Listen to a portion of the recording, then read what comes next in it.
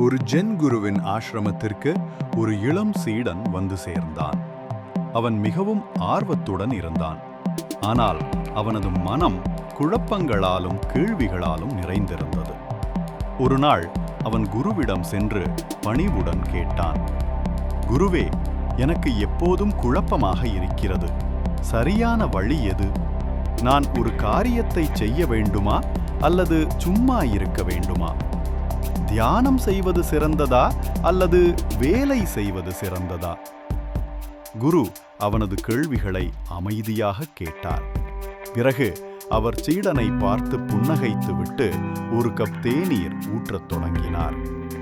குரு தேநீர் கோப்பையில் தேநீரை ஊற்றிக்கொண்டே இருந்தார். கோப்பை முழுவதுமாக நிரம்பி தேநீர் மேசையின் மீதும் தரையிலும் வழியத் தொடங்கியது. சீடன் அதிர்ச்சியுடன், குருவே, நிறுத்துங்கள், கோப்பை நிரம்பி வழிகிறது என்று கூவினான். குரு தேநீர் ஊற்றுவதை நிறுத்திவிட்டு கோப்பையை கீழே வைத்தார்.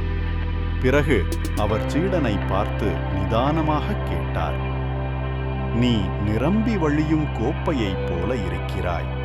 உன் மனம் பல யோசனைகளாலும் கேள்விகளாலும் நிரம்பி வழிகிறது. அதில் நான் சொல்லும் உண்மை எப்படி உள்ளே நுழையும்? குரு தொடர்ந்து சொன்னார். முதலில் உன் மனதை காலியாக்கு. கேள்விகள் அதுவா இதுவா என்று வந்தால் இரண்டுமே இல்லை என்று பார். நீ இருக்கிறாய். அக்கணத்தில் முழுமையாக இரு.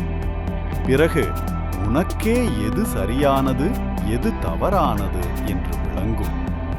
சீடன் மௌனமானான். அவனது மனதில் இருந்த குழப்பம் நீங்கி ஒரு தெளிவு பிறந்தது. நீதி, ஜென் தத்துவம் சொல்வது போல நமது மனம் தேநீர் கோப்பையை போலத்தான். அது நிரம்பி வழியும் போது புதிதாக எதையும் உள்வாங்க முடியாது. அக்கணத்தில் முழுமையாக வாழும்போது சரியான செயல் தானாகவே நிகழும்.